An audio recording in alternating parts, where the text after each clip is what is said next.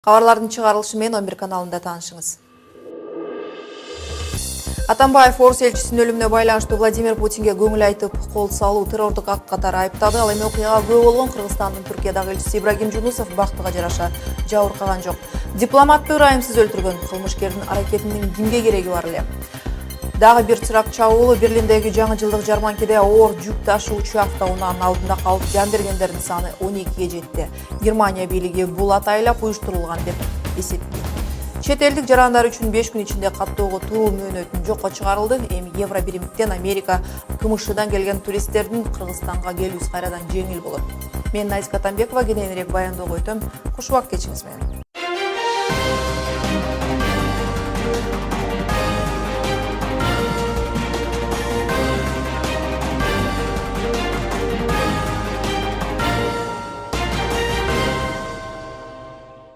Алмазбек Атамбаев Түркиядагы Орус элчиси Андрей Карловдун өлтүрүлүшү боюнча окуяга байланыштуу Владимир Путинге көңүл айтып, кол салууну террордук акт катары айыптады. Ал эми Орусиянын тышкы иштер министрлиги 62 жаштагы Карлов оор жаратынан улам кол курман болгондугун тастыктады. Сүрөт галереясынын элчиден тышкары бир нече адам жарадар болгон. Ал эми Карлов менен бирге көргөзмөнүн ачылышына барып окуяга күбө болгон Кыргызстандын Түркиядагы элчиси Ибрагим Жунусов бактыга жараша жабыркаган эмес. Кыргыз элчиси окуя тууралуу 11 каналына мындай деди.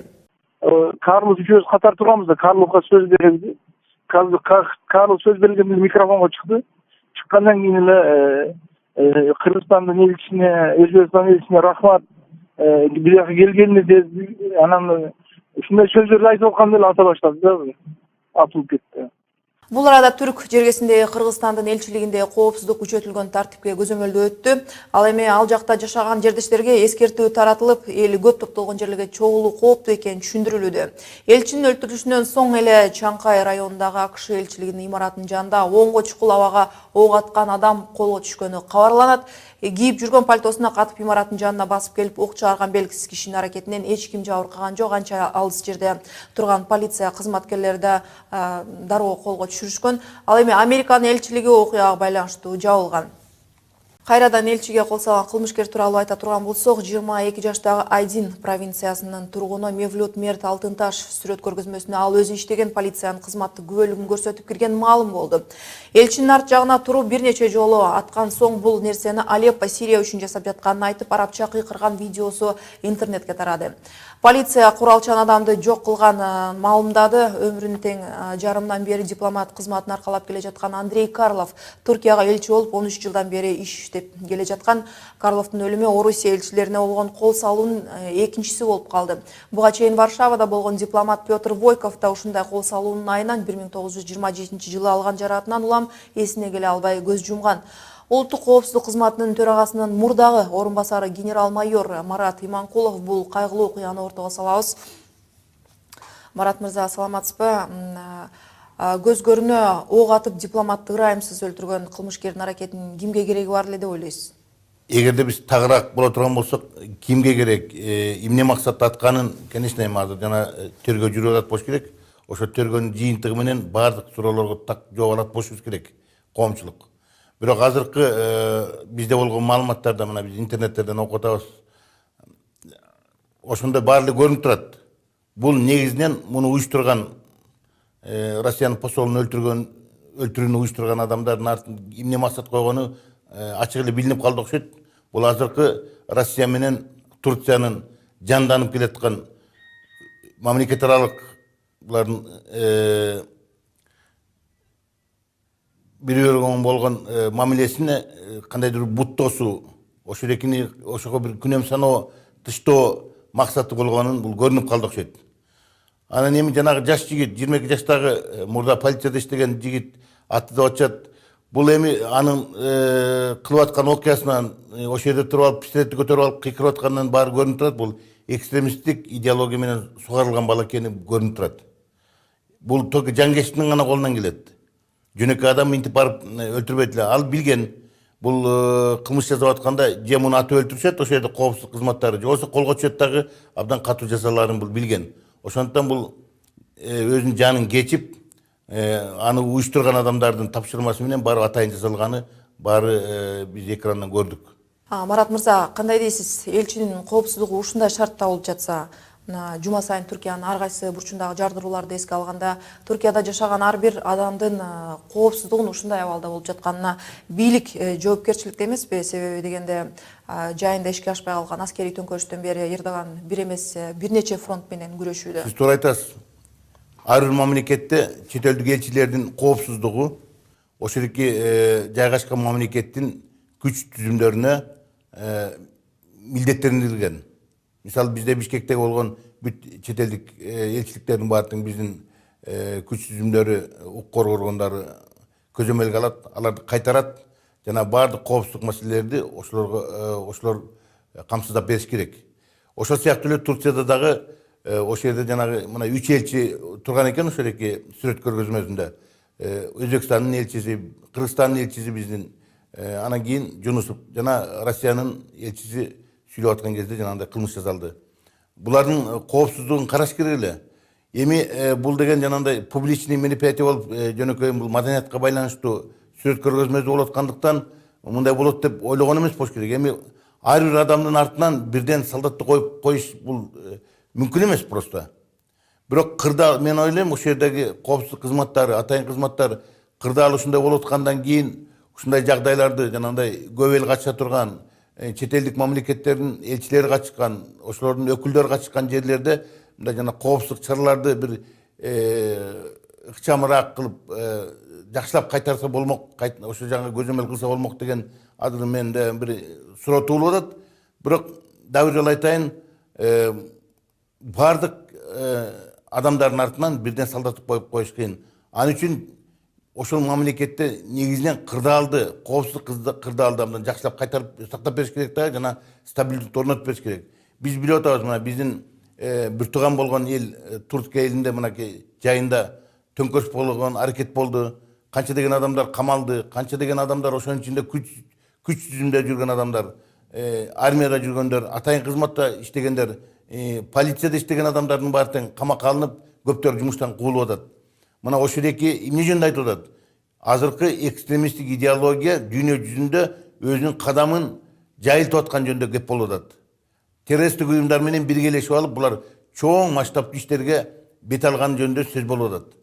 Мына Турцияга жакын жайгашкан кошуна мамлекетте Сирияда азыр аерде өмүр үчүн эмес, өлүм үчүн согушуп аткан жагдай болуп атканын биз көрүп атабыз.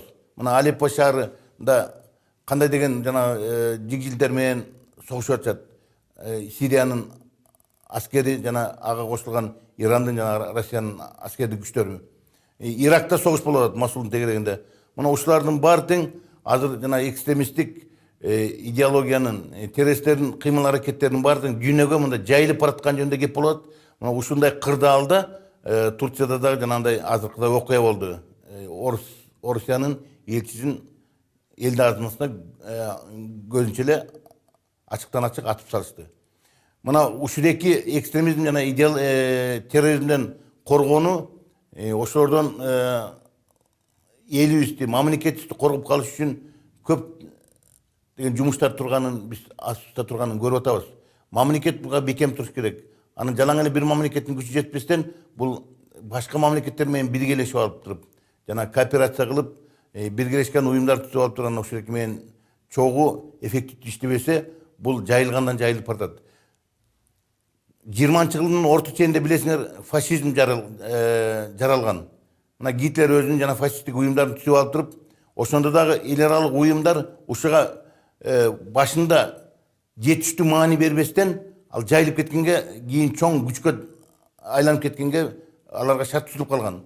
Мына азыркыда 21-жылында да мына террористтик уюмдар, ар кандай экстремисттик террористтик уюмдар дагы ушундай дүйнө жүзүндө жайылып баратканда, менин оюмча ошол дүйнө жүзүндө бүт өлкөлөр, элдердин баары тең биригишип, ошолорго бир көз караш менен мамиле кылып туруп, ушул экини тез аранын ичинде, ондогон жылдардын ичинде эмес, тез аранын ичинде ушуларды биргелешип, күрөшүп, экстремисттер менен, террористтер менен анан ошолордун иш аракеттерин жокко чыгарганга аракет кылбаса, жакынкы жылдары бул коркунучтан бир да мамлекет өзүн сактай албайт. Путин элчинин өлүмү тууралуу билдирүү да таратты. Анда Түркия менен Орусиянын мамилесине доо кетиргиси келген аракет деп баалады. Ошентсе да эки мамлекеттин алакасы кандай болот дейсиз? Себеби орусиялык учкучтун атып өлтүрүлгөнүнөн соң эки өлкөнүн жүз карашып калганына анча көп убакыт эле боло элек. Бул окуя негизинен азыркы жанданып бараткан Орусия менен Турциянын мамилесине бул чоң эле таасир этпейт болуш керек. Менин оюмча, тескерисинче алар жана коопсуздук чараларды күчөтүлгөн режимде өткөзөт болуш керек. Турцияда дагы, Россияда дагы ушундай чаралар кабыл алынат болуш керек, менин оюмча. Анан мамиле жана өзүңөр айткандай Орусиянын лидери менен Путин айткандан, жана Турциянын президенти Эрдоган айткандай, булар азыр мамилени кайрадан тыгыз байланышты күчөткөнгө булар жол алат болуш керек. Анткени бул Турциянын дагы, Россиянын дагы кызыкчылыгына жооп бере тургандай иштер жасалып атканын биз байкап атабыз. Рахмат сизге. Улуттук коопсуздук кызматынын төрагасынын мурдагы орун басары генерал-майор Марат Иманкулов Түркиядагы орус элчисине болгон кол салуунун тегерегиндеги оюн бөлүштү. Кошумчалай кетсек, түрк бийлиги күнөөлүүлөр жазага тартылаарын убадалап, Тышкы иштер министрлиги окуяны террордук акт деп эсептей турганын билдирди. Бириккен Улуттар уюму болсо, орусиялык элчиге болгон кол салуунун кескин сынга алып, Анкара мэриясы окуя Орусия менен Түркиянын араздашуу үчүн атайын уюштурулганын белгиледи. Ал эми АКШнын мамлекеттик департаментинин расмий өкүлү Джон Кирби өлкө окуяны зомбулук актысын ким уюштурса да кескин сынга аларын айтты. Бул арада дагы бир кандуу кырсык Берлиндеги жаңы жылдык жарманкеде катталды. Алдыдагы майрамга карата белек бешкектерди алып жүргөн элди жүк ташуучу автоунаа сүзүп 12 киши мерт кетти. Жаракат алгандардын саны 48ге жеткени кабарланат. Жарманкеде жүргөндөрдү аралаган оор жүк ташуучу унаанын айдоочусу кармалды. Жанындагы шерги окуя учурунда каза болду. Германиянын бийлиги болсо окуяны атайлап жасалган терактти атоого жетиштүү негиз бар экенин айтышты. Автомобиль Польшадан катталган польшалык басылмалар автоунаа дүйшөмбү күнү уурдалган болушу мүмкүн экени айтылууда. Автоунаа тебелеп кирип барган жаңы жылдык базар Батыш Берлиндин эл көп борборундагы Брайтшайд Плац аянтында жайгашкан. Ал эми Кыргызстандын Германиядагы элчилиги полиция менен байланышта болуп, каза болгондор жана жаракат алгандардын арасында кыргыз жарандары жок экенин билдирди. Эми Кыргызстандагы кабарларга келелик. 92 өлкөнүн жарандары үчүн 5 күн ичинде каттоого туруу мөөнөтү жокко чыгарылды. Өкмөт башчысы Сооронбай Жээнбеков 92 өлкөнүн жарандары үчүн каттоосуз жүрүүнүн мөөнөтүн узарта турган токтомго кол койду. Тактап айтканда, Кыргызстанга келүү евро биримдиктен, АКШдан жана КМШдан келген туристтер үчүн кайрадан жеңил болот. Тышкы иштер министрлигинин өкүлү Роман Денисов өкмөттүн кайрадан өзгөртүүлөрүн киргизүүсүнүн себебин мындайча түшүндүрдү. Тот же самый закон о нормативных актах требует общественного обсуждения. Оно длится. Ал эми бул мыйзамды бир ай карап териштирүү иштери атайын комиссияга дайындалган. Ал туура бир айга созулду. 19 ноябрдан 19 декабрга чейин. Бүгүнкү күнү бүт кемчиликтери каралып, ишке кирди десек болот. На основании анализа, паритета, визовых, безвизовых режимов и так далее. И он такой уже сейчас документ сбалансированный получается. Белгилей кетсек, Кыргыз өкмөтү өлкөнүн коопсуздугу үчүн өлкөгө кирип чыккан жарандардын каттоодон өткөрүүнү чечкен. Эми кайра өзгөрүлгөн токтомго ылайык каттоосуз жүрүүнүн эң узак мөөнөтү дүйнөнүн 9 өлкөсүнүн жарандары үчүн коюлду. Алардын арасында Украина, Грузия жана Туркия бар. Каттоонун эң кыска мөөнөтү Ирандын жарандары үчүн 8 күн, Түркмөнстандын жана Азербайжандын жарандары үчүн 10 күндөн болмок болду. Эске салсак, 4 ноябрдан бери чет өлкөлүк меймандарга карата киргизилген жаңы эреже чоң талкуу жаратып, караколдук жашоочулар президентке, депутаттарга кайрылуу жолдошкон. Жарандык активисттер чет элдиктердин каттоого турушу чоң машакат жараткан, байланыштуу турист катары келгиси келгендерди чочутуп жатканын айтышкан эле. Бул арада мамлекеттик каттоо кызматы дагы ыңгайлуу шарт түзүп берүү максатында кыргыз, орус жана англис тилдеринде каттоонун контактсыз электрондук системасын ишке киргизүүнү пландаштырууда. Экрандан алыстабаңыз, кийинки кабарларга өтөбүз. Индияга болгон президенттин сапарын жыйынтыкталды. 3 күндүк сапардын алкагында эки өлкө айыл чарба жаатында кызматташууга басым жасамай болду. Бул арада Иркутск шаарында лосьон косметикалык каражатын ичип алып, каза тапкандардын саны өстү. Мындай массалык уланууга байланыштуу чукул кырдаал жарыяланды. Улуттук банк жаңы монеталарды жүгүртүүгө чыгарды. Бул ирет кыргыз каганатынын жеңил куралданган аскери жана айгүлгүлүү күмүш коллекциясы жарык көрдү. Өлкө Өлкө башчысынын сапары тууралуу Индияда жүргөн Алмазбек Атамбаев индиялык улуу гуманист жана агартуучу Махатма Гандинин мемориалына гүл коюу аземине катышты. Андан ары Алмазбек Атамбаев Махатма Гандинин мемориалындагы ардактуу коноктор китебине жазуу калтырды. Мындан тышкары Раджатрапи Бхаван президенттик сарайында премьер-министри Нарендра Моди менен жолугушуп, эки өлкөнүн кызматташуусун талкуулады. Өз кезегинде Индия тарап Кыргызстандын кургатылган мөмө жемиштерин сатып алууга кызыктар экенин белгилеп, айыл чарба жаатындагы тажрыйба алмашуу жакшы болорун айткан. Белгилей кетсек, ушул тапта Индияда тажик президенти Эмомали Рахмон да жүрөт. Ал эми коңшу өлкө башчысы менен жолуккан Индиянын бийлиги Душанбедеги Аби Хингоп жана Фондарио суусунун боюнда 3 ГЭС куруу макулдашылган. Мындан тышкары Индия премьери Нарендра Моди Иранга караштуу Чабахар порту аркылуу соода жүгүн ташуу менен экономикалык алаканы чыңдоого келишишти.